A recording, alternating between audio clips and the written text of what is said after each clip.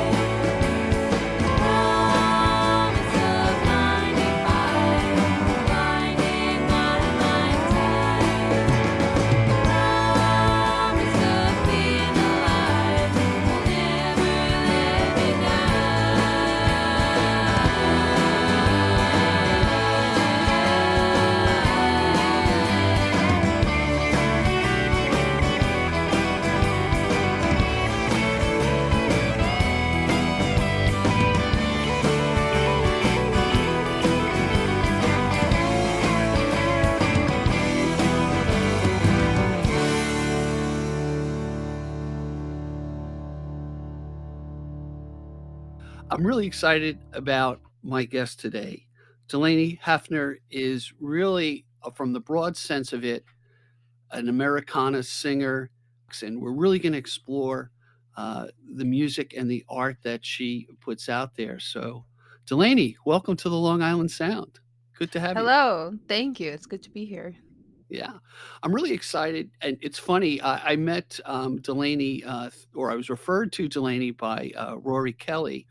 And Rory really busted my chops. She said, "Hey, you got too many guys on the show. Let's get some gals in here." So you're the Mix it up second. a little. Yeah, we Yeah. gotta mix it up. The one thing I didn't want it to be was Old Timers Day with old musicians talking about what happened in the '60s. Although that's kind Right. of insightful. So give me some context as far as how you became a musician. When did you come from a musical family?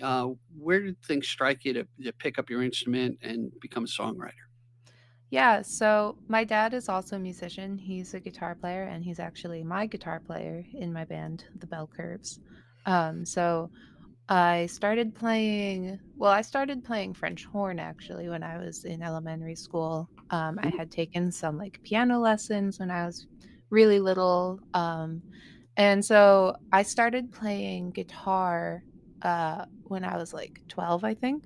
And I Okay. remember, writing my first songs with my mom, and she would help me write lyrics and I would write music. And yeah, it was definitely a family effort. And I kind of got my dad back into making music because he was a very active musician before I was born. And even when my older sister was little, he was still playing out a lot. But when I was born, he kind of used that as a reason to He blamed start you. start doing other things. Yeah, It's exactly. so So it's sweet. kind of like a cosmic irony that I was the reason he started playing seriously again. And yeah, we started recording my first originals when I was like 15, 14 or 15. Oh, about a year With ago.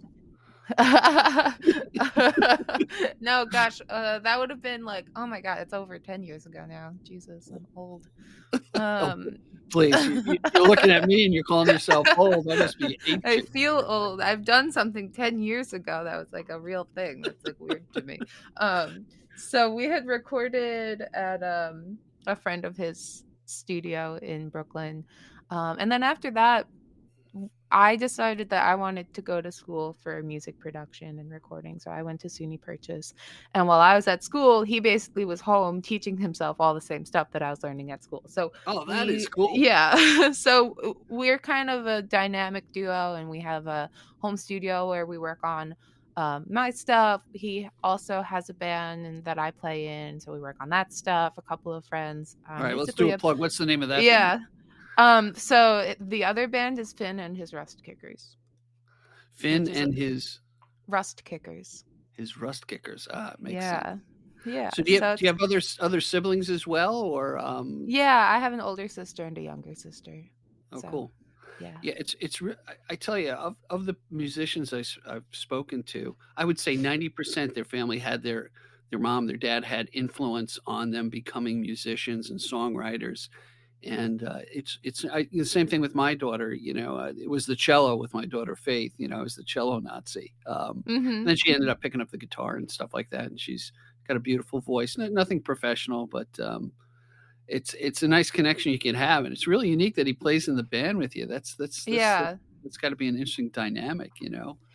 It's really cool. I mean, um I'm really grateful for it because I feel like he always, kind of understands like what I'm going for. And yeah. Also, just like his playing is really unique, and like I think it brings a lot to the band. So yeah, it's kind of a dream scenario. Nice. Now, who are the other members of the band, the Bell Curve?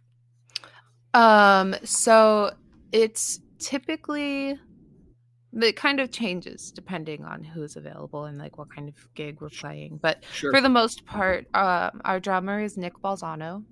And I always joke that he is Long Island's drummer because he's in like every band on Long Island. um, my friend Anna O'Rourke, who's also an amazing singer-songwriter, plays guitar and she does vocal harmonies. And then my other friend Sam Monteleone, who is also another amazing singer-songwriter. She's been doing vocal harmonies, and we've been talking about getting her on keyboards and like Nice. organ, piano sounds. So, That's and I great. play bass in the band.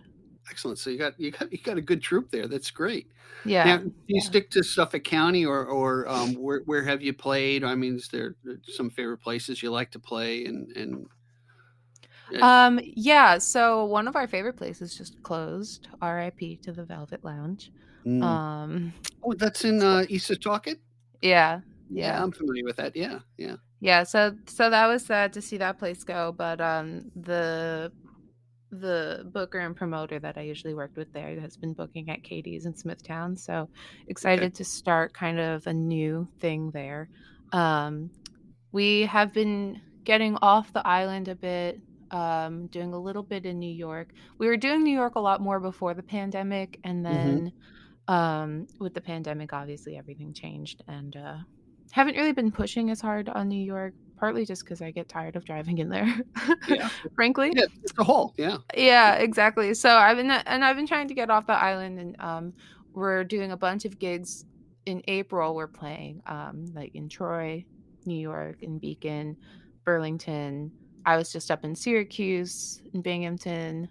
Um, I'm going to be in Boston next weekend, or Cambridge, actually. I keep saying Boston, and then everyone that I know up there is like, well, it's actually in Cambridge. I'm like, oh my God, I didn't. Okay. I'm like, Yeah, fine, it's yeah. in Cambridge.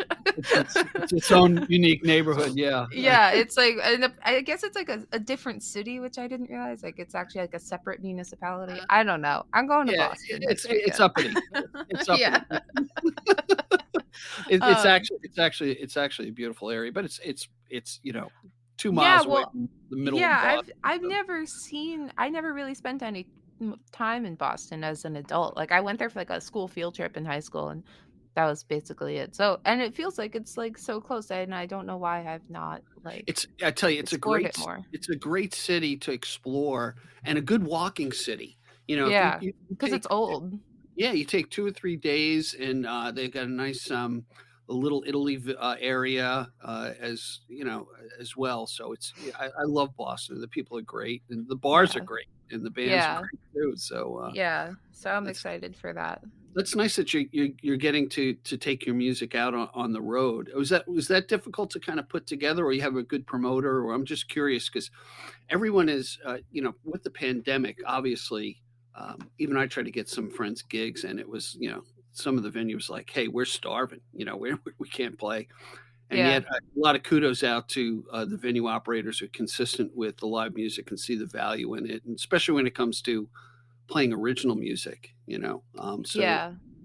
tell me a little bit about the challenges with that, or it sounds like you got it down pat. So I don't know if there's like a secret sauce to it. I've just been kind of doing it for like a while now, and I am friends with mostly all musicians, so I have like a running list of like venues and places that I've either like seen on my friends like social media, there be, where they're playing, or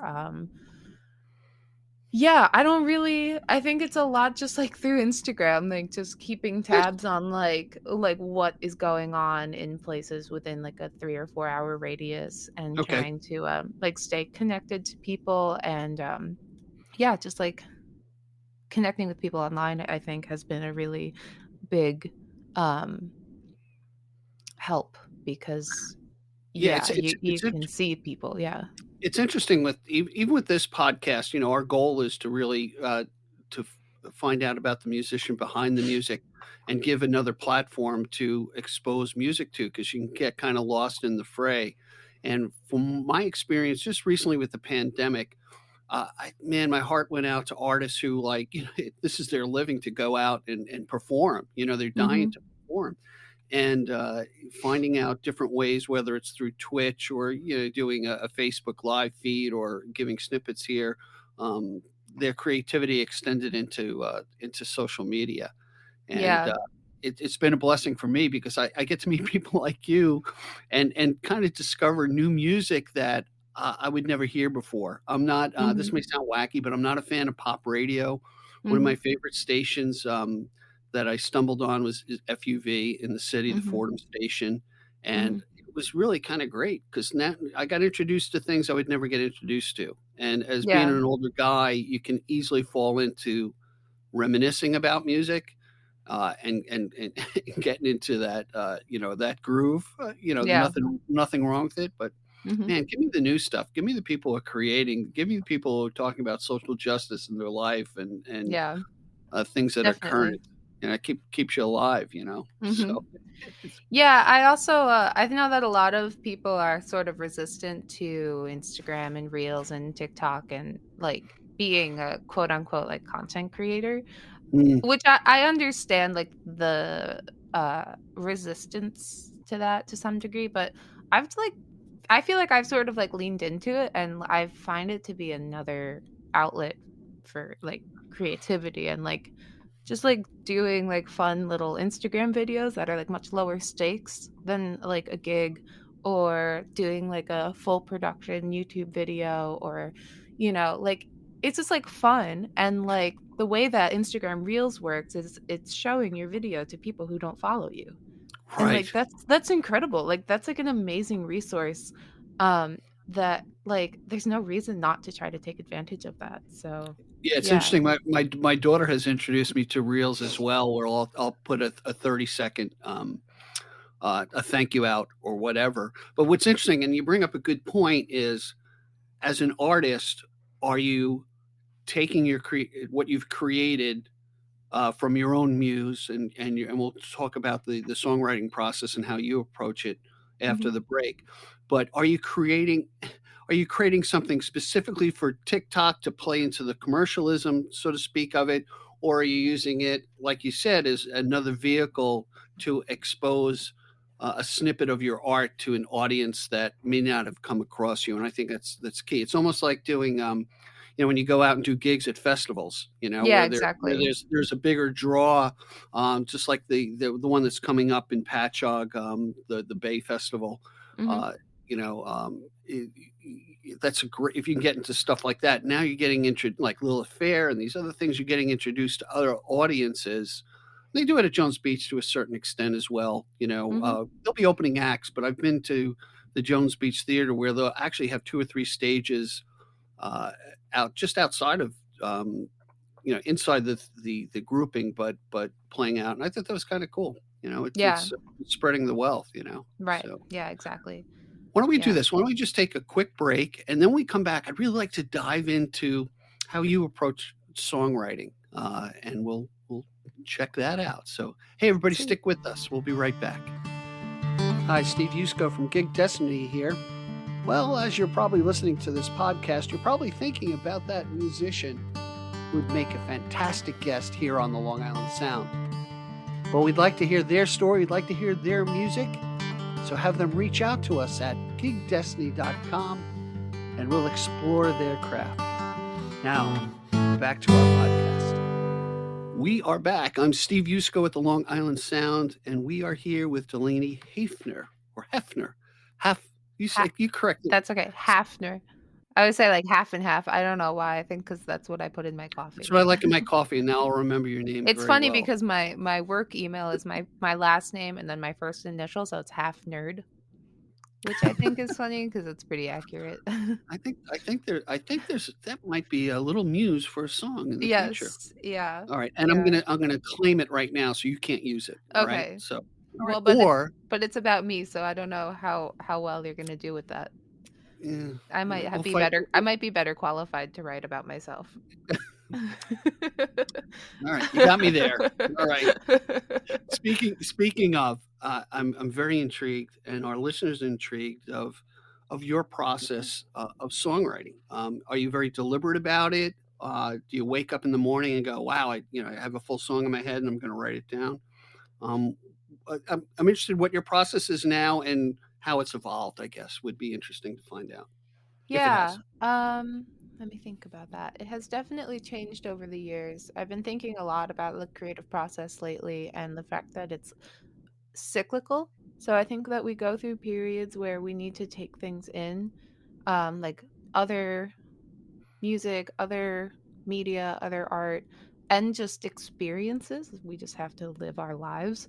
And then it kind of comes back around and we have a creative output side of the cycle where then we can sort of like reflect on and process and create based on all of those things that we took in. Um, and then of course you actually have to like make all the stuff and do all the promo, and then hopefully by the time you're done doing all of that, you've taken in more art and media and experiences, and then you can start the whole process over again. So I think that I needed to have more experiences. I have not written very much in the last 2 years. Hmm. Um 2020 was a really bad year for a lot of people for obvious reasons. Um and I like for me in my personal life and in my family's life, like a lot of pretty bad stuff happened. Um on top of the pandemic and everything else that I'm was sorry. going on. Yeah. So, yeah, so I couldn't, I think when I was in it, I couldn't process it or like reflect on it or write about it. And yeah, then we started recording the new album in February of 2021, and that was sort of a turning point for me, for a lot of reasons. Like I think making an album that I was really proud of, it felt very like cohesive and intentional. Um coincided with the vaccines coming out and like the pandemic mood starting to shift a little bit in spring of Hmm. 2021. So that I think is when I sort of started writing again after basically a year of like having very little output. Um but That's, at, you know what, yeah, if go I ahead. can interrupt you, what I find interesting is, and I've spoken to other artists about this, is whether you're coming from a perspective of the first person, experiences that you have, or moving outside of yourself and even delving into something you know nothing about, but researching it and writing it from maybe a male perspective, or it's somebody totally outside your world, and kind of going there. You kind of give a arm's length separation from yourself and living in a different scene, so to speak. So I'm curious, have you gotten into that, or because I what I'm hearing is, man, you got affected by all these things, and you can get kind of in writer's block. That's what it sounds like. Yeah, Mhm. it's Yeah, interesting. I when I was younger, I wrote a lot about other people's experiences. I would write a Hmm. lot about um like I was reading a lot, so I would write songs based on stories, like short stories and books and movies. And I have like 5 or 6 songs that are like that, that are about stories that I read or watched or whatever. Hmm. Um, and then I don't know. I sort of moved away from that in the last like 4-ish years. And I think it's because I had more of my own experiences to draw on. Um, and um, yeah. Yeah, yeah. So it's interesting because sometimes it's just the opposite, particularly with younger artists. It can be very centric to emotions that drive you to create. And it's interesting that it's kind of was different for you as a younger woman to draw from other people based on, hey, they have different experiences that I haven't experienced yet, and then being able to write about that. I think Yeah, that's well, really. I just always felt like my life wasn't very interesting. And like I never really had major like trials and tribulations or anything. I just like went to high school and then went to college and like mostly had a pretty good time doing it. And I was like, that's like pretty boring. And like there obviously were things that I wrote about that were interesting from my own life, and that's cool. But I I think until I started having, I don't know, something to say myself. Let, I let me didn't. ask you this: would you say you're an introvert and extrovert? I don't know. I think I'm like generally an extrovert. Um, like I definitely like to see people and I like being out and like going out and but I also do feel the need sometimes to sort of, recharge the batteries as it were. Right. Um Retreat into yourself to a certain extent, and yeah. yeah, Yeah. yeah. But I I do really like being around people. And so yeah, the Well, pandemic that's was I very difficult. that's key to, I think, because there are a lot of songwriters out there and a lot of what I'll say a performer. And don't take this the wrong way. There are people who do great music but don't entertain well, Mhm. or don't make it. This is kind of critical, but enjoyable for the audience. Yes. I Uh, have to I, agree with you. Yeah, yeah, absolutely. I've seen, and just take from a guy who can't do it. Okay, I've been at live presentations in small, pubs and stuff like that, and it's just like the radio, and yet there are people who pull the energy, whatever it is, from the audience, and now the audience is contributing to the good time and the Mhm. art. Really, it's kind of Yeah. interesting. I think that there's something really magical, for lack of a better word, about live performance and live music. And that's something too that I've sort of leaned into, I think, in the last year or so since playing regularly with a full band. There's just something about like when you get into that sort of like flow state when you're playing and there's an audience that like gives a shit about what you're doing and like Right. actually is like listening and responding and like that's just like really special. And It I almost also plays. think that like this, I don't have to be doing this. Like no one is making me write songs and making me have a band. Like I'm doing this because I want to do it. You know what I Right. mean? So like Exa- when am I gonna go exactly. on stage and like be grumpy? Like that doesn't make any It sense. happens. Like why are you doing it then? That's like I don't it doesn't make any sense to me. Yeah, well, when you think about, the songs of the call and response type of song, there's an element in that, of an artist and their audience, the call and response, and it can really feed upon itself to really, pull out a great time, Mhm. and in other directions, pull out sadness and moods, or what have you, and then you mix alcohol in with it, and it can go anywhere. Yes. Yeah, and I think also it's just like the connection comes from the fact that we are expressing ourselves and other people can relate to that expression of ourselves and like that kind of like breaks down the alienation that I think a lot of like modern life has created because it's like you are saying I'm here, I feel this, and then the other person is saying wow, I'm here and I also feel that.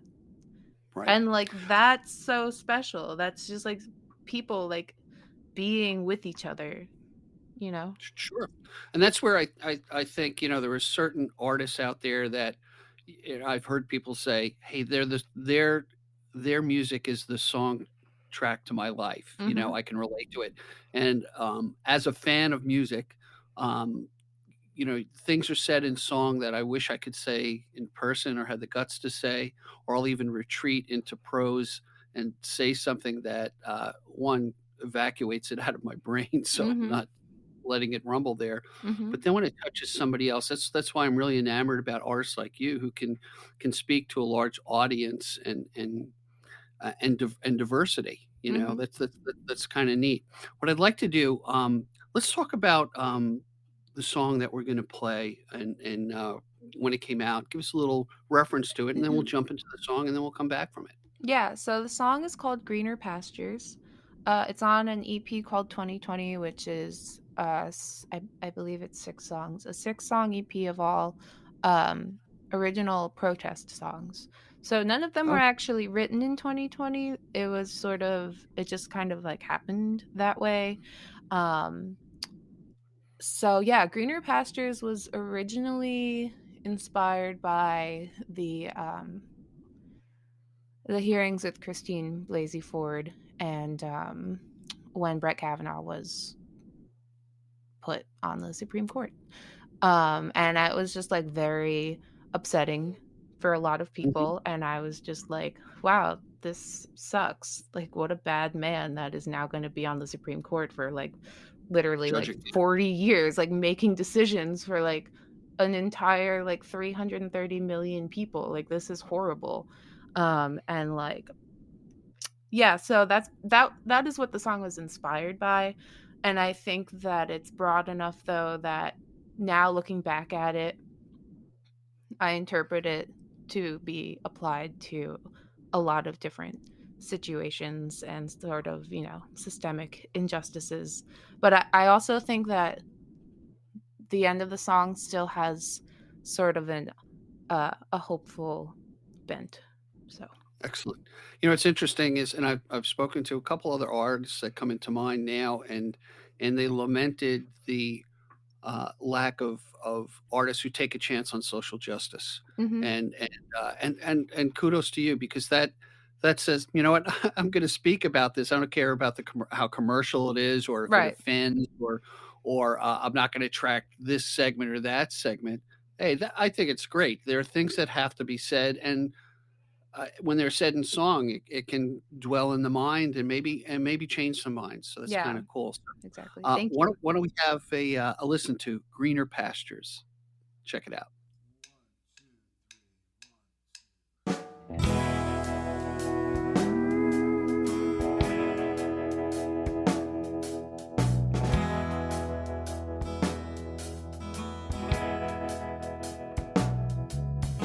I was walking just the other morning,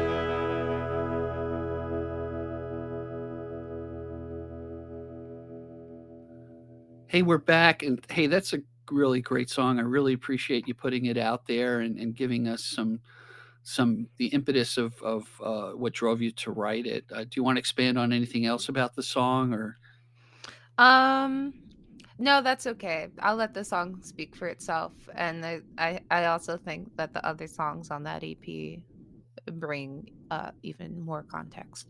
Um, Another track on that EP that I'm really proud of is I rewrote the words to Can the Circle Be Unbroken? Hmm. The old um, traditional to be about gun violence and this sort of seemingly unending cycle of school and public shootings. So yeah, and then there's four other songs on that EP, and it kind of stinks because I didn't do promotion on that EP in the way that I wish that I had, and I'm very proud of it musically. So just kind of like a little retro plug on that. Hey, you know what? Once it's out there, it's great. People can discover it, and that's one of the things that we try to do here on the Long Island Sound is give that exposure to it. So, Yeah. and it's funny, not funny that you mentioned about gun violence, but I'm on the other end of the spectrum because I work for a company in security where we look to protect schools, Mhm. and I'm on the other end of. It's unfortunate we have to do put these things in place Mhm. for what seems to be weekly shootings out Mhm. there, and it's just Yeah. it's It's horrible. a You know, nightmare. Yeah. the culture of it is just it's so bizarre. But It's twisted. Yeah.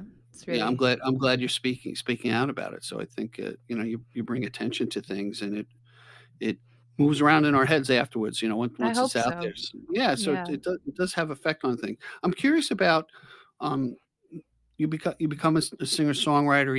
You have the band together. Mhm. Dad plays in the band, which I think is great. Thank So you. is it like a Partridge Family? No, it's probably people might not even know what the Partridge Family No, I know reference about is. the Partridge Yeah, Family. okay, I so it's get not it. a Partridge. You don't have a colorful bus that you're traveling around Well, I upstate. do actually have a 2002 GMC Savannah conversion van that I'm very proud of. So Oh, you'll but have to it's send not me a a bus technically. It's you'll have just to send me blue. a picture of it so we can link it into the podcast. Yeah, I will. I will. I That's take great. So pictures of it all the time. It's like so average looking, but I'm just like I just love it. I'm obsessed with it. you went to school, up at Plattsburgh, you said, right? For Purchase. Purchase, SUNY excuse Purchase, me. yeah. Yeah, not Plattsburgh's, yeah, way north. Mhm. So you went for music, tell us a little bit about that, 'cause I'm intrigued, and you're saying dad actually studied a bit of it at home, so you had, like, Yeah. parallel lives, so Yeah. So I went to SUNY Purchase. I was in the studio production program, which is basically music and recording and technology. And I ended up double majoring.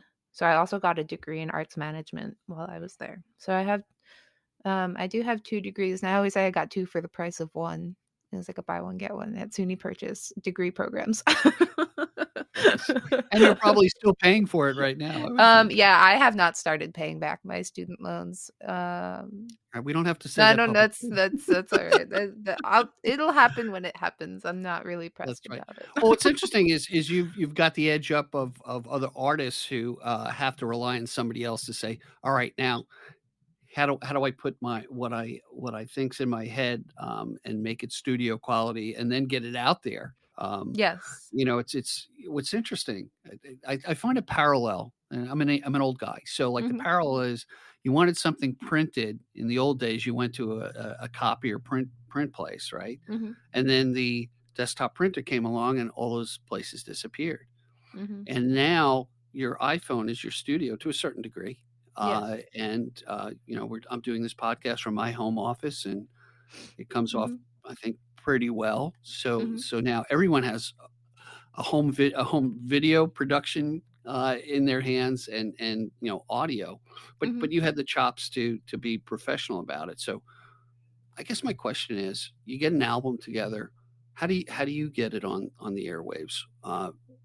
Both on the platforms and you educate me if you would. Sure. Um, so yeah, we record everything in our project studio here at our house.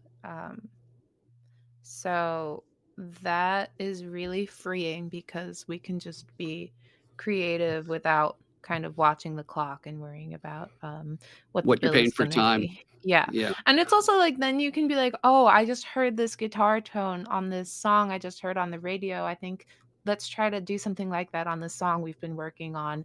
We can go down to the studio for 2 hours and like, futz around with it and try to do something without having to again like rely on someone else or book time or pay for it and like it. And then it is also a rehearsal studio, which Hmm. is invaluable in trying to play with a live full band regularly because again not paying for rehearsal studio time, we can start whenever everyone gets here. We can you know take It's things great. easy one week and like work out new stuff without again like watching the clock. So having studio space is just I can't.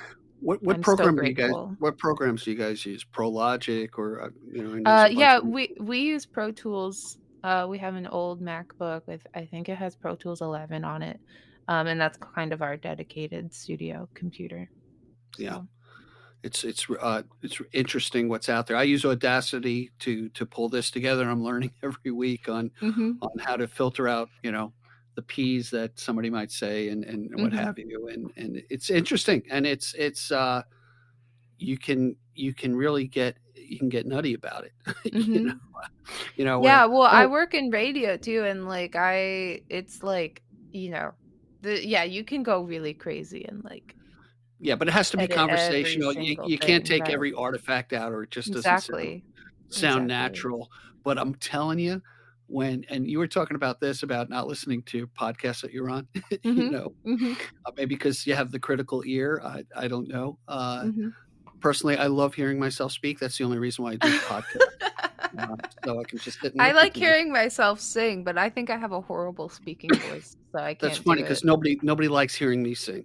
I can tell you That's that. okay. That means we make a good pair then. Excuse me as I cough it up, but you can get nutty about it, and you can spend hours, um, you know, uh, uh, trying to edit and stuff. But what I find interesting, and I didn't know about the process at all. So my friend Mike Nugent, he's a great musician, and he has his own little studio, and he'll lay down tracks, and he'll play along, and then he hands that music off to a guy named Kevin Kelly, who's Rory's dad, and Kevin's got the ear, and he was a professor, for what you went to school with, Hmm. and I even had my chops busted early on because I recorded my episode in mono, and Kevin rightfully said, "You did an injustice to Mike's songs that you played because it's in mono, you jerk." He didn't say Oh jerk. no. Yeah, but it's kind of cool, Yeah.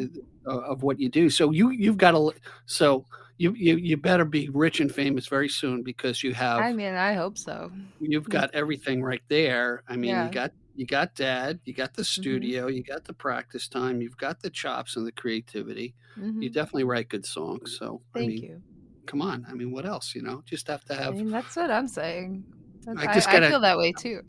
But you could have crappy album covers. That that could be Actually, it. yeah, maybe. I'm pretty proud of our cover art because the last few things I've had like illustrators do the artwork, and then on this upcoming album, I worked with a designer, and my partner is a photographer, and they did all the photography. So I don't know what it is. I think people just need to hear it and then maybe they'll like Yeah, it. Or I don't know. maybe, I don't know, maybe people just don't like the songs and that's fine too. Well, do you see what you're doing, Delaney? You see, I'm going to give you some advice. You're setting the expectations for your audience so high. Yes. You got to They go in can the other never live up direction. to it. No, Don't you got. listen to the songs. They're going to be Yeah, horrible. no, yeah, you Don't even definitely don't listen to this bother. one. They're Yeah, you so gotta set average. it's like a marriage thing. You set low Yeah. expectations, and then everything's a bonus. Right. Yeah. Now I'm giving marriage advice. This is a test to see if my wife actually listens to my episodes. And she's like, "Yeah, someday I'm gonna be on your podcast." I said, "Deb, you're on my podcast every week. You Oh just my don't." God. That's so funny. That's But it's yeah, hilarious. it's all about having fun. Now, So you said you worked at a radio station, or you work at a radio station. Mhm. Do you take your music and or you work through an agent to try to get it in, to independence, college? What's your modus operandi for that? Yeah, so well, first I'll do the album release announcement. I'm very excited to be releasing a full-length album on June 24th this year. The record is called Watershed. It's got 11 tracks on it. The deluxe version of the CDs have 14 tracks on them. And I'm working with a company that's basically doing label services. So, a company called 19th and 7th. And What do you mean label services? What does so that it's mean? basically like they're helping me do all of the release stuff that a label would do, um, Okay. without having like a record label deal. So I still own the masters. I paid for the recording and for all the merch, and I'm basically hiring them to do radio promo, publicity, digital Okay. marketing, So they're like a all of that stuff. marketing company aspect of it. Yeah, yeah. Okay. Um, so yeah, so they're handling radio, PR, and like paid marketing placement. Um, so So they yeah, can become a future sponsor of the Long Island Sound. yeah, That's maybe. what I'm thinking. I'm putting my Yes. my monetization future hat on here. So Mm-hmm. we'll do a free plug, and then Yes. we'll draw them in. Yes. That's Exactly. that's the maniacal me thinking now. Mm-hmm. Mm-hmm. Mm, But they're that's great. I've been so happy with them so far. So yeah, yeah. yeah. Is it it must be a big investment to try to pull this all together, right? And Yeah. hope for the best, Yeah. right? Mm-hmm. But I you know what? mean, I've been doing it over a long period of time, and I live with my family. I live with my parents, so I'm not paying rent. And they're like more than supportive of all of this. Um, That's so great. yeah, I'm basically like my thought process is like it's kind of now or never. I have the music, I have the money, I have the time. So like this record is, I think, a turning point in some That's degree. I wish you all the best with it, and we'll Thank we'll you. do everything we can to release this episode around the same time so we get more bang for the buck. Because Thank you. so when you become rich and famous, you may remember Steve Yusko and the Long Island Yes, Sound of course. I and always everything that will. we did. So you got the studio, you got the dad, you got the time, and now you got the podcast host who's, oh God, Yes. it's a home Yeah. run. Yeah. Takes a village. Takes a village, and I'm the street sweeper of the village. So I'm here. Listen, that's a very important role, You okay? need We gutters need to be cleaned. our society would crumble without sanitation workers. Like Absolutely. it would just immediately fall apart. So, I yeah. tell you, when I'm serious, I'm in the Babylon Village. The guys are great. They just, Mhm. and if I just Ev- happen to be out there, I thank them for what they do. You know what I Yeah, mean? literally. Like it would just everything would just fall apart Yep, immediately. So, exactly. So let's talk about you brought another song to the table for us. Let's talk about that, and then we'll take a listen. So give us some background on it. sure. So this is a what is the word I'm trying to say? A collaboration. Oh my God. See, Nice, words, they nice. do not always come naturally to me. This is a Yeah, apparently collaboration. not. Take you years to put Like, a I song don't know. together. I can't. This is a We just collaboration. experienced a brain fart on the podcast, so it's very For better intriguing or to worse, see. my brain was like, I don't have that word. Sorry. Like, file not Collaboration. found. um, so this is a song that we did as the Bell Curves as a collaboration with Finn and his Rest Kickers. So it's called February Ah, Girl. Yeah, and I had the song kind of like lying around for years, and I never knew what to do with it. It didn't really fit into like any album project or anything that I was doing. And then I had like a light bulb moment where I was like, this should be a Rust Kickers song with the bell curves. So that's what it is. And it's just a song about myself, really. I'm the February girl. nice. Yeah. So that And I always joke that like I write a lot of songs about myself because like that's the topic that I know the best. So yeah, you write for the person you love the most, which is yourself. So Yeah, exactly. it's like my favorite stories are about me. So, you know, 'cause I find them Same. to be the most You get interesting. it. Yes, Right? you get it. You know, and screw everybody else who doesn't, you know? Yeah, So what exactly. else do They you don't think about me? they don't know that's why I love doing interviews, but I can't listen to them. But I will talk Oh, well, about myself till the cows all come right, home. so I can say anything and we can put it out there. So we just got your authorization. So thank you very much for that. I'll So never know. I'll just skip give us past all the parts I talk. yeah, but the people you know will know and they'll go, "Oh my gosh." So give us the title again and we'll take a listen. Yeah, so this is February Girl. February Girl. Let's have a listen.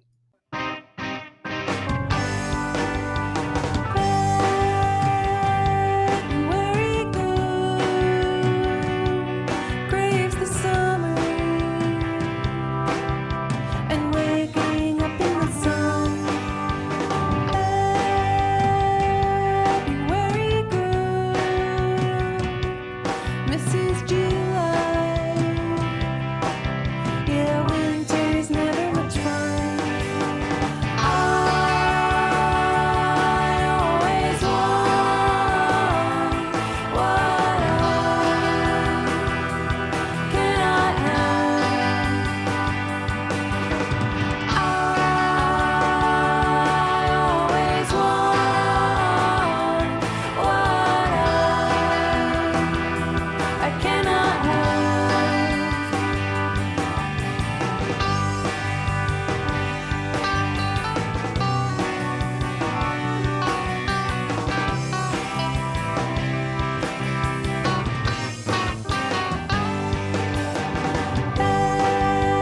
February girl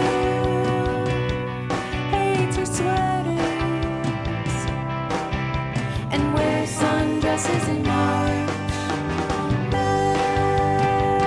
February girl is always so cold and hates when it gets dark. I always want to be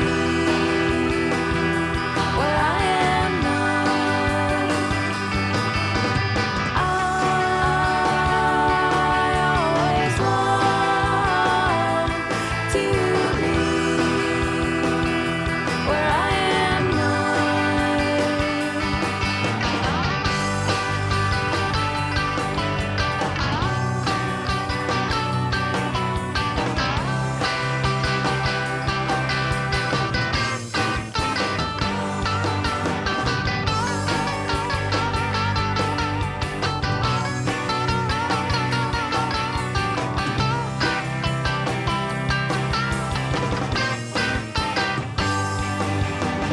I always want to be who I am not. Oh, I always want to be who I am not.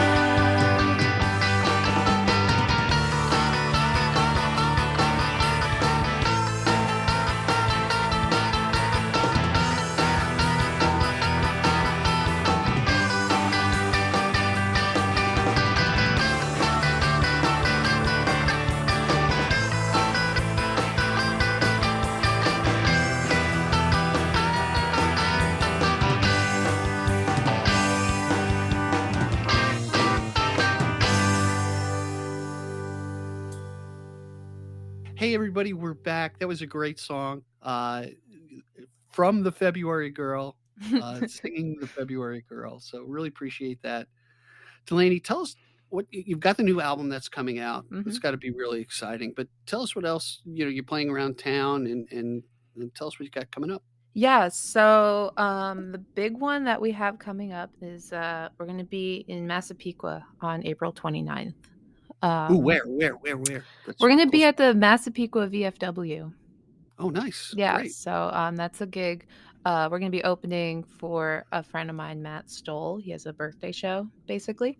And that's going to be really fun.